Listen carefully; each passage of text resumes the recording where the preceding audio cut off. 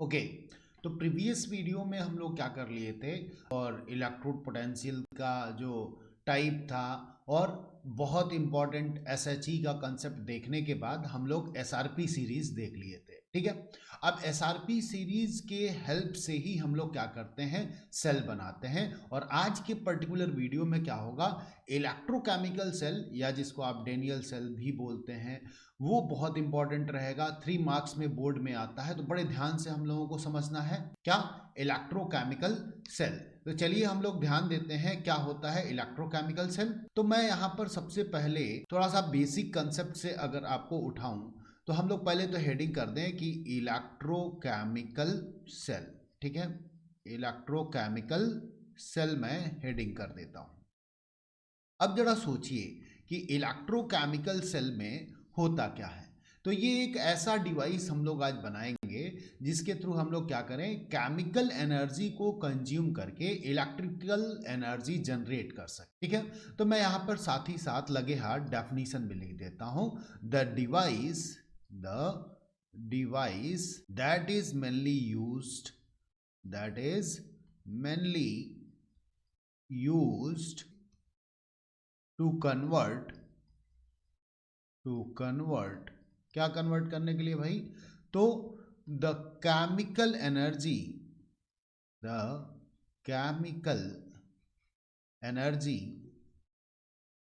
Into electrical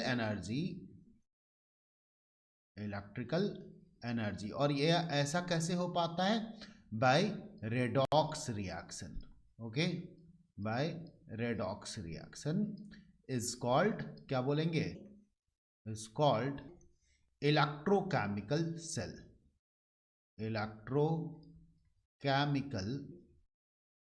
cell. Okay, electrochemical cell बोलेंगे हम लोग। अब यहाँ पर ना हम लोगों को जरूरी है थोड़ा सा हम लोग प्रीवियस वीडियो का कंसेप्ट उठाएं।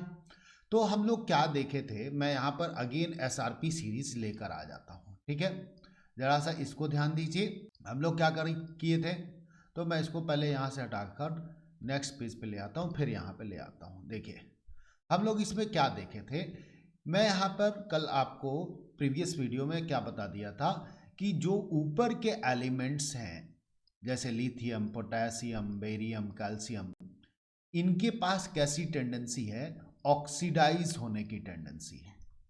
ठीक है, और जो नीचे वाले एलिमेंट्स हैं इनके पास कैसी टेंडेंसी है, तो रिड्यूस होने वाली टेंडेंसी है। अब हमको जितना ज़्यादा पोटेंशियल डिफरेंस रहेगा उतना ज़्यादा सेल में इलेक्ट्रॉन का फ्लो होने वाला है, मतलब उतनी ही ज़्यादा इलेक्ट्रिसिटी जनरेट होगी। तो यहाँ पर हम लोग अपने सिलेबस के अकॉर्डिंग एक तो मैं जो इलेक्ट्रोड लूँगा वो कौन सा लूँगा, जिंक वाला। ठीक है, जिंक का हम लोग एक इलेक्ट्रोड लेंगे। दूसरा हम लोग क्या लेते हैं अपने सिलेबस के अकॉर्डिंग, कॉपर का इलेक्ट्रोड लेते हैं। अब इसमें से इस सीरीज से हमको क्या पता चल गया कि ऊपर कौन है सीरीज में, जिंक, यानी कि इसके पास टेंडेंसी है ज़्यादा ऑक्सीडाइज होने की। ठीक है, और इसके पास कैसी टेंडेंसी है, रिड्यूस होने की। तो मैं यहां पर एक पॉइंट लिख देता हूं, इन ZnCu सेल,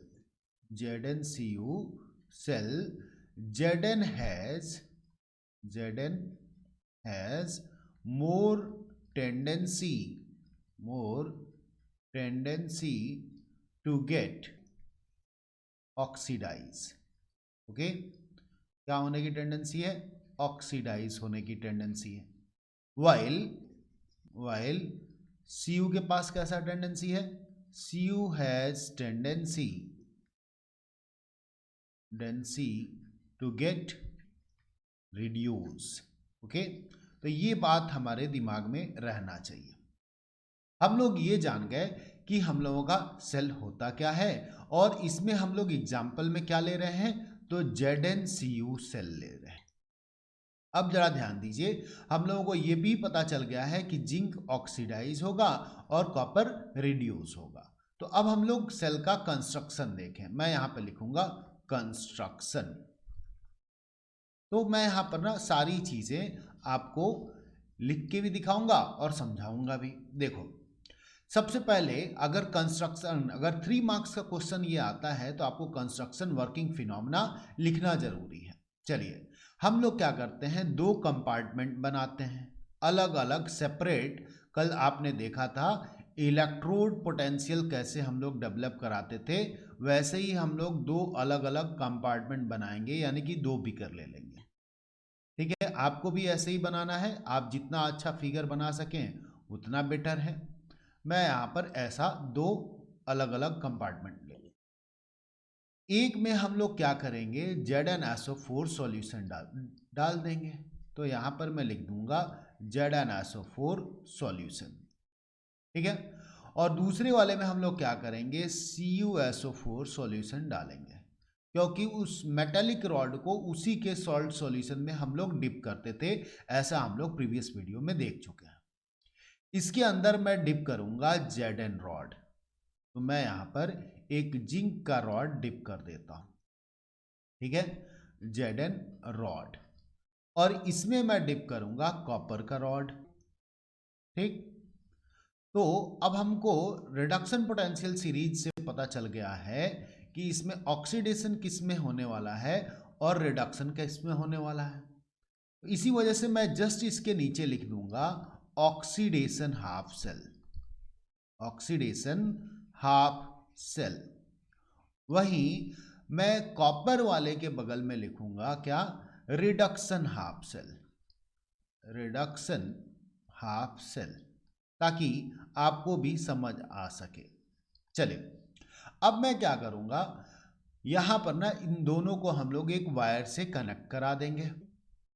होगा क्या, आपको पता है जिंक के पास ज्यादा टेंडेंसी है ऑक्सीडाइज होने की, तो Zn पॉजिटिव 2 आयन धीरे धीरे ब्रेक डाउन होकर इस सॉल्यूशन के अंदर आना चालू कर देगा। ठीक है, जिसकी वजह से इलेक्ट्रॉन की डेंसिटी इस रॉड पे बढ़ती जाएगी और वही इलेक्ट्रॉन इस से इधर की तरफ मूव कर जाएंगे। यानी कि Zn रॉड कैसा काम कर रहा है, एनोड के जैसा, और इस पे चार्ज कैसा है, तो इलेक्ट्रॉन की डेंसिटी ज्यादा है, इस वजह से नेगेटिव टर्मिनल। वहीं एनोड से कैथोड के तरफ इलेक्ट्रॉन मूव कर रहे हैं, तो Cu रॉड को मैं कंसीडर करूंगा कैथोड के तरफ, और ये पॉजिटिव चार्ज रहेगा। ठीक है, तो एनोड हाफ सेल का अगर हम लोग रिएक्शन देखें तो क्या लिखेंगे भाई, तो Zn रॉड जो कि सॉलिड था उसका क्या हुआ है, ऑक्सीडेशन हुआ है, यानी कि सॉल्यूशन के अंदर पॉजिटिव 2 चार्ज के फॉर्म में वो आ गया और 2 इलेक्ट्रॉन रिलीज किया है। वही 2 इलेक्ट्रॉन इस सर्किट के थ्रू किधर आया है, कॉपर हाफ सेल में या रिडक्शन हाफ सेल में, जिसमें जो Cu पॉजिटिव 2 आयन सॉल्यूशन में होंगे वो क्या करेंगे, जाकर उस इलेक्ट्रॉन को एक्सेप्ट करना चालू कर देंगे जो आउटसाइड से आ रहा है, और खुद को रिड्यूस कर लेंगे। तो Cu पॉजिटिव 2 प्लस 2 इलेक्ट्रॉन है ना, क्या हो जाएगा ये, तो Cu हो जाएगा, और जैसे ही ये इस पे चिपकेगा तो ये क्या हो जाएगा, सॉलिड हो जाएगा, और ये पहले किस में था, एक्वस में था। अब यहां से हमको क्या समझ में आया कि धीरे धीरे एनोड पे क्या हो रहा है, ऑक्सीडेशन हो रहा है, और कैथोड पे धीरे धीरे क्या हो रहा है, रिडक्शन हो रहा है। जैसे जैसे ऑक्सीडेशन हो रहा होगा तो Zn के रॉड से Zn पॉजिटिव 2 आयन सॉल्यूशन के अंदर आ रहे होंगे। ठीक है, सॉल्यूशन के अंदर आ रहे हैं, वही Cu पॉजिटिव 2 आयन सॉल्यूशन से कहाँ जा रहा है, रॉड पे चलता जा रहा है। इस तरीके से कुछ प्रोसेस चल रहा होगा, यानी कि यहाँ पर एनोड हाफ सेल में या ऑक्सीडेशन हाफ सेल में रॉड जो है धीरे धीरे मोटे से पतला होता जाता होगा, है कि नहीं। तो मैं यहाँ पे लिखूंगा in anode half cell, in anode half cell the rod become, क्या होने लगता है, मोटे से पतला, यानी कि थिक टू थिन, मोटे से पतला होते जाता है। वहीं अगर हम लोगों को कॉपर वाले रॉड के बारे में सोचना हो तो ये क्या होने लगा है, पतले से मोटा होने लगेगा, क्योंकि इस पे आयंस डिपॉजिट होते जा रहे हैं, है ना। तो मैं यहाँ पे लिखूंगा in cathode half cell, in cathode half cell, the rod become what? Thin to thick. Okay तो ऐसे अब यहां पर लेट अस सपोज अगर हम लोग वोल्ट मीटर लगाते तो वोल्ट मीटर में कुछ ना कुछ हम लोगों को चार्ज का डिफरेंस भी देखने को मिल जाता है। ठीक है, अब इसको हम लोग कैसे पता लगा सकते हैं कि कितना चार्ज का डिफरेंस मिलेगा? तो स्टैंडर्ड कंडीशन पे अगर हम लोग रखते तो जरा हम लोग प्रीवियस पेज पे चलें। यहां पर देखिए जिंक की ऑक्सीडाइज होने की टेंडेंसी पॉजिटिव में होगी क्योंकि ये तो रिडक्शन पोटेंशियल सीरीज था, है कि नहीं? तो रिड्यूस होने की टेंडेंसी अगर इसकी नेगेटिव में है यानी कि ऑक्सीडाइज होने की टेंडेंसी पॉजिटिव में होगा। यानी कि अगर मैं कहूं कि Zn से जब Zn पॉजिटिव 2 और 2 इलेक्ट्रॉन्स ये रिलीज कर रहा होगा उस टाइम इसका पोटेंशियल डिफरेंस जो होगा क्या होगा? 0.76 वोल्ट का होगा। वही अगर हम लोग कॉपर की बात करें तो कॉपर जब इलेक्ट्रॉन एक्सेप्ट कर रहा है जो कि रिडक्शन हाफ सेल का रिएक्शन था तो उस टाइम पे इसका कितना था? 0.34 वोल्ट का था। तो मैं यहां पे लिख दूंगा 0.34 वोल्ट। इसकी डोनेट करने की टेंडेंसी या पावर इतना है और इसका एक्सेप्ट करने का पावर इतना है। तो net power for electron movement कितना हो जाएगा? उसी को तो हम लोग सेल पोटेंशियल बोलेंगे। मतलब इसको कुछ ऐसा समझ लीजिए यहां पर कोई सामान है, इसको एक आदमी खींच रहा है और दूसरा आदमी धक्का दे रहा है। तो अगर इसके हम लोग डिस्प्लेसमेंट के लिए लगा हुआ कुल पावर अगर कैलकुलेट करें तो दोनों को ऐड कर देंगे। यही सेम काम यहाँ पे भी हम लोग कर लेंगे।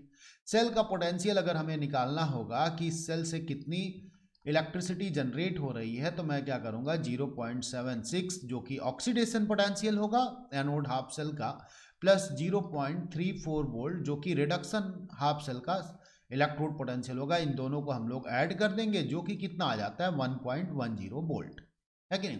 तो इस सेल का सेल पोटेंशियल कितना होता है? तो मैं यहां पर लिखूंगा द सेल पोटेंशियल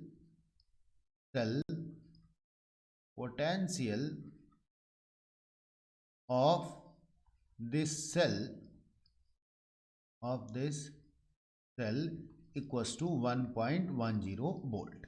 ठीक है, इस सेल पोटेंशियल से ये सेल वर्क कर रहा होगा, लेकिन ये सेल बहुत ज़्यादा टाइम तक वर्क नहीं कर पाएगा क्योंकि जैसे ही ये मेटेलिक रॉड गल कर पतला होगा ये सेल काम करना बंद कर देगा, या जैसे ही ये सॉल्यूशन के Cu पॉजिटिव 2 आयन सारे डिपॉजिट होंगे या उनका कंसंट्रेशन कम हो जाएगा तो भी ये सेल काम करना बंद कर देगा। ऐसे कंडीशन में हम लोग सेल की एफिशिएंसी बढ़ाने के लिए इसमें एक नया डिवाइस इंट्रोड्यूस करा। तो मैं यहां पर एक पॉइंट इंट्रोड्यूस करूंगा क्या? In order to increase the efficiency of electrochemical cell we introduce क्या इंट्रोड्यूस कराते हैं? a new device in it जो कि क्या होगा? That is what? तो हम लोग बोलते हैं उसको सॉल्ट ब्रिज। क्या बोलेंगे? सॉल्ट ब्रिज हम लोग उसको बोलेंगे। क्लियर है? अब इस सॉल्ट ब्रिज का क्या एप्लीकेशन है इसको हम लोग समझें। ठीक है, तो देखिए सबसे पहले ना मैं यहां पर हेडिंग कर देता हूं सॉल्ट ब्रिज। अब ये क्या होता है भाई? तो ये कोई बहुत स्पेशल चीज नहीं है, ये सिंपली एक हम लोगों का होता है यू शेप का ट्यूब। ठीक है, अब इस यू शेप के ट्यूब के अंदर क्या रहता है? तो मैं ऐसे बना देता हूं, पहले तो समझ लें हम लोग। एक ऐसा ट्यूब रहेगा हम लोगों के पास, ठीक है, इसी को हम लोग बनाते हैं क्या? सॉल्ट ब्रिज के जैसा। तो मैं यहां पे लिखूंगा it is a inverted inverted you shape tube. ठीक है, ये बात भी ध्यान रखिएगा कि बोर्ड में कई बार डायरेक्टली ये पूछा गया है। U shape tube in which we fill, क्या भर देते हैं भाई, a paste of what, non reacting या इनर्ट कह लीजिए, इनर्ट इलेक्ट्रोलाइट। अब इसमें क्या क्या चीजें आ जाती हैं, तो अमोनियम का सल्फेट आ सकता है, अमोनियम का क्लोराइड ले लेते हैं हम लोग, ठीक है, या और हम लोग क्या ले लेते हैं, तो पोटेशियम का सल्फेट ले लेते हैं और पोटेशियम का ही क्लोराइड ले लेते हैं। ठीक है, और क्या लेंगे भाई पेस्ट में, सॉल्ट का तो बनेगा नहीं, तो विथ जिलेटिन और अगर पेस्ट। ठीक है, तो हम लोग ऐसा पेस्ट लेकर इन इलेक्ट्रोलाइट्स का और ये इस यू शेप के ट्यूब में हम लोग फिल कर देते हैं। ठीक है, अब इसका माउथ जो है क्या कर देते हैं हम लोग, कॉटन से क्लोज कर देते हैं, and we closes the mouth of the tube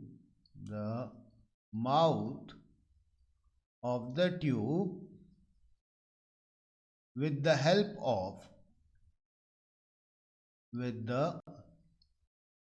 of cotton. ठीक है, कॉटन से हम लोग उसको क्लोज कर देंगे।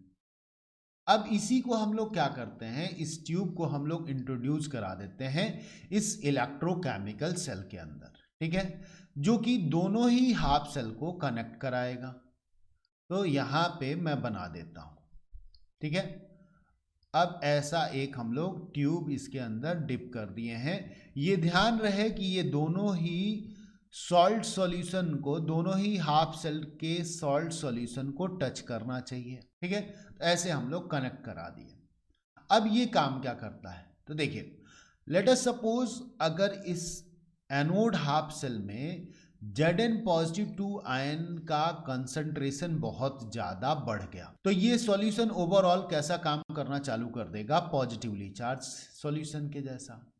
तो कॉटन जैसे ही गीला होगा, है ना, इधर से उस अगर और नॉन रिएक्टिंग इलेक्ट्रोलाइट पेस्ट से क्या होगा, नेगेटिव चार्ज आयंस को अपने तरफ खींचेगा, और जैसे ही खींचेगा तो सॉल्यूशन में क्या बन जाएगा, सॉल्ट के जैसा यहाँ पर स्लरी इकट्ठा हो जाएगा, और ये Zn पॉजिटिव 2 आयन का कंसंट्रेशन कम हो जाएगा, जिसके वजह से एनोड हाफ सेल की एफिशिएंसी बढ़ जाएगी। ठीक है, तो ये तो एक तरफ का काम रहा। दूसरे तरफ क्या हुआ, जैसे ही Cu पॉजिटिव 2 आयन सारे डिपॉजिट हो जाएंगे या मैक्सिमम डिपॉजिट हो जाएंगे, तो उस कंडीशन में अब और आयन बचेगा नहीं जो डिपॉजिट हो सके, तो रिडक्शन प्रोसेस जैसे ही रुका, ऑक्सीडेशन अपने आप रुक जाएगा, सेल की एफिशिएंसी खत्म। ऐसे कंडीशन में यहाँ पे भी कॉटन गीला होगा और ये सॉल्यूशन कैसा होता जा रहा होगा, तो रिमेनिंग काउंटर आयन जो कि आपका सल्फेट होगा, उसके एक्सेस होने के वजह से इधर से वो पॉजिटिव आयंस को खींचेगा और स्लरी के फॉर्म में इकट्ठा होता जाएगा, है ना, जिसकी वजह से सेल मैक्सिमम एफिशिएंसी तक काम कर पाएगा, इंडिविजुअली एनोड हाफ सेल और कैथोड हाफ सेल भी। ठीक है, तो ये बात समझ में आया, तो मैं इस चीज को लिखूंगा यहां पर क्या, तो एप्लीकेशन की हम लोग बात करें यहां पर। ठीक है, एप्लीकेशन क्या मेजर एप्लीकेशन है इसका, तो मैं लिखूंगा it increases the efficiency of anode and cathode half cell, और क्या कर सकते हैं भाई, और overall increases the efficiency efficiency of the cell. Okay, cell की एफिशिएंसी को बढ़ा दे रहा है। दूसरा, ये सर्किट को भी कंप्लीट कर दिया था, है ना, तो it completes the electrical circuit. Okay, तो ये सॉल्ट ब्रिज का मेजर एप्लीकेशन रहा। अब यहां पर हम लोगों को एक चीज और जानने लायक है कि क्या इस ओवरऑल सेल का हम लोग नेट रिएक्शन लिख सकते हैं? तो जी हाँ, बिल्कुल लिख सकते हैं। मैं इसको यहां पे लिखूंगा रिएक्शन ऑफ द सेल। चलो, तो इंडिविजुअल अगर मैं यहां पे लिखता तो एनोड हाफ सेल का रिएक्शन क्या था? एनोड हाफ सेल का रिएक्शन, तो Zn जो रॉड था यानी कि सॉलिड जो था उसका ऑक्सीडेशन हुआ था Zn positive 2 plus 2 electron release किया था, ये एक्वस मीडियम में आ गया था। और कैथोड हाफ सेल का रिएक्शन क्या था भाई? तो मैं यहाँ पे लिखूंगा कैथोड हाफ सेल, और इसमें क्या हो गया था? तो Cu पॉजिटिव 2 आयन जो कि सॉल्यूशन के अंदर था, ये 2 इलेक्ट्रॉन एक्सेप्ट किया था और Cu सॉलिड में आ गया था। हम क्या करें, दोनों को सिंपली ऐड कर दें। तो यहां पर क्या हुआ, Zn सॉलिड हो गया प्लस Cu पॉजिटिव 2 जो कि एक्वस मीडियम में है, तो ये रह गया। और Zn का क्या हो गया? तो Zn पॉजिटिव 2 यानी कि एक्वस मीडियम में अब आ गया है, और Cu हम लोगों का सॉलिड हो गया है ना। दोनों side equal number of electron है तो वो ऐसे ही कैंसिल हो जाएंगे, है ना। तो ये हम लोगों का नेट सेल का रिएक्शन हुआ। तो मैं यहां पे लिख दूंगा net reaction of the cell. ठीक है, तो ये हम लोग सेल का कंसेप्ट समझ लिए। अब जरा ये सोचिए कि यहां पर आपको पता है 1.10 वोल्ट की इलेक्ट्रिसिटी जनरेट हो रही थी। उस कंडीशन में अगर हम लोग यहाँ पर उससे ज़्यादा पावर का कोई वोल्टेज दे देते, लेट अस सपोज 2 वोल्ट हम लोग अगर प्रोवाइड करा देते एक्सटर्नल सर्किट से, तो उस कंडीशन में इस सेल पे क्या इफेक्ट होता? तो इसको ऐसा समझ लीजिए कि मान लीजिए आप राइट डायरेक्शन में जा रहे हैं कुछ स्पीड से, मैं यहाँ पे कह लेता हूँ 1 किलोमीटर पर आवर के स्पीड से आप जा रहे हैं। अब सामने अपोजिट डायरेक्शन से अगर आपसे ज़्यादा स्पीड से कोई चीज़ आ गई तो आपको या तो आप रिवर्स हो जाएंगे या बैक मार जाएंगे, लेकिन वापस पीछे ही जाएंगे आप, है ना।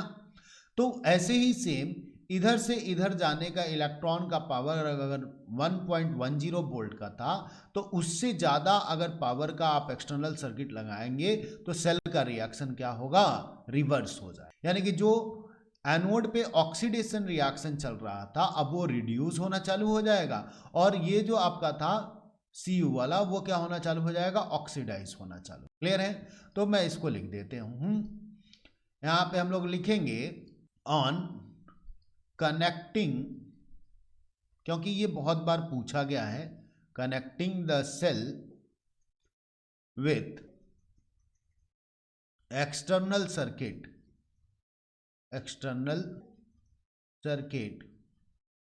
having high voltage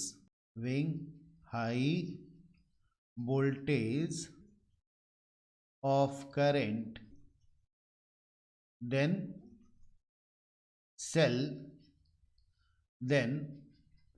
reaction of the cell get reversed। ठीक है, तो ये चीज आपको ध्यान में रहना चाहिए। अब हम लोग बात करते हैं किसका? रिप्रेजेंटेशन ऑफ द सेल का। रिप्रेजेंटेशन ऑफ द सेल, ठीक है। तो रिप्रेजेंटेशन ऑफ द सेल में क्या होगा? सबसे पहले आप लिखेंगे एनोड इलेक्ट्रोड लिखेंगे, ठीक है। एनोड का जो भी इलेक्ट्रोड होगा उसको आप मेंशन करते हैं 1 लाइन के अंदर, और यहाँ पे बार लगाते हैं, फिर यहाँ पे उस एनोड इलेक्ट्रोड का जो प्रोडक्ट होगा वो उसको लिख देंगे। तो मैं यहाँ पे लिखूंगा एनोडिक प्रोडक्ट हम लोग लिख देंगे। अगर सॉल्यूशन का कुछ कंसंट्रेशन है तो मैं यहाँ पर कंसंट्रेशन मेंशन कर दूंगा। अगर सॉल्ट ब्रिज यूज हो रहा हो सेल में तो डबल वर्टिकल बार लगाना है, अदरवाइज कामा लगा के आगे बढ़ जाना है। ठीक है। दूसरा, यहां पे हम लोग लिखेंगे कैथोड और यहां पे मैं लिखूंगा कैथोडिक प्रोडक्ट, कैथोडिक प्रोडक्ट। ठीक है। और जो भी हम लोगों का कंसंट्रेशन होगा उसको यहां पर हम लोग मेंशन कर देंगे। लेट अस सपोज अभी हम लोग जो सेल बनाए तो उसमें क्या था, Zn था, फिर Zn का ही प्रोडक्ट था लेकिन Zn पॉजिटिव 2 आयन था, है ना। उसका concentration late us suppose x molar है तो मैं उसको मेंशन कर दूंगा। मैंने सॉल्ट ब्रिज यूज किया था तो डबल वर्टिकल बार लगाऊंगा। कैथोड पे क्या था, तो कैथोडिक प्रोडक्ट हम लोग Cu positive 2 ion, late us suppose ये y मोलर है तो इसको हम लोग मेंशन कर देंगे, चाहे इस डायरेक्शन में या यहाँ पर। उसके बाद आप क्या करिए, Cu लिख दीजिए, हो गया हम लोगों का सेल का रिप्रेजेंटेशन कंप्लीट। वन लाइन में सेल को रिप्रेजेंट हम कर सकते हैं और ऐसा ही हम लोगों का न्यूमेरिकल बनाता है। ठीक है। तो आई होप आपको पूरा इलेक्ट्रोकेमिकल सेल का कंसेप्ट समझ में आ गया है। 3 मार्क्स के लिए बहुत इंपॉर्टेंट है।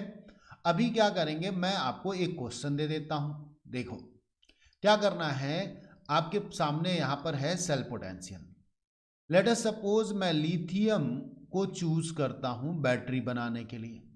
इसका आपको ना रिडक्शन पोटेंशियल वैल्यू भी दिख रहा है और साथ ही साथ मैं यहां पर चूज कर लेता हूं किसको, निकल को। तो लिथियम और निकल का आपको क्या करना है, सेल बनाना है। ठीक है।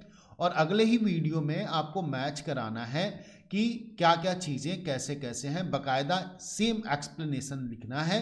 मैं आपको लिख के नहीं लेकिन 2 मिनट में अगले वीडियो में कंप्लीट आंसर दूंगा। ओके। तो आई होप आपको सारी चीजें क्लियर हो गई। Thank you.